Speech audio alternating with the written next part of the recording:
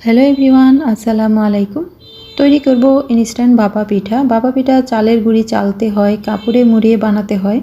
তো ঘরে যদি চালের গুঁড়া না থাকে আর ঝটপট বানাতে চান তাহলে এটা ট্রাই করে দেখতে পারেন, খুবই মজা হয় খেতে।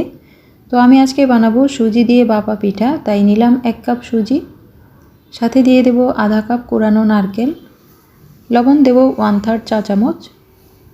একসাথে মিলিয়ে 1 কাপ পানি দিয়ে ভিজিয়ে রাখবো সুজিটাকে 10 মিনিটের জন্য। 10 মিনিটে পানিটা শুষে যাবে আর সুজিটাও ভিজে একটু নরম হবে। সুজির ধরন অনুযায়ী পানি কম বেশি লাগতে পারে, সুজিটা ভেজা ভেজা থাকবে, একেবারে ঝরঝরে হবে না। 10 মিনিট পর ফুলে যদি একেবারে শুকনা হয়ে যায় সেক্ষেত্রে আরও একটু পানি অ্যাড করে নেবেন। তো আমি কেক মোল্ডে পিঠাগুলো সেদ্ধ করব, সেজন্য কেক মোল্ডে তেল ব্রাশ করে নেব।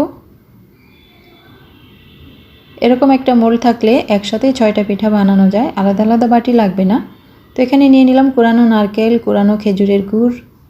এবার ভাপা পিঠার মতো সাজিয়ে নেব সবগুলোতে। প্রথমে সুজির লেয়ার দিয়ে দেব, তারপর সমান করে বিছিয়ে দেব। এবার দিয়ে দেব কোরানো নারকেল, একইভাবে সবগুলোতে দিয়ে নেব। তারপর দিয়ে দেব কোরানো খেজুরের গুড়। এবার উপরে দিয়ে দেব সুজি দিয়ে উপরের লেয়ার।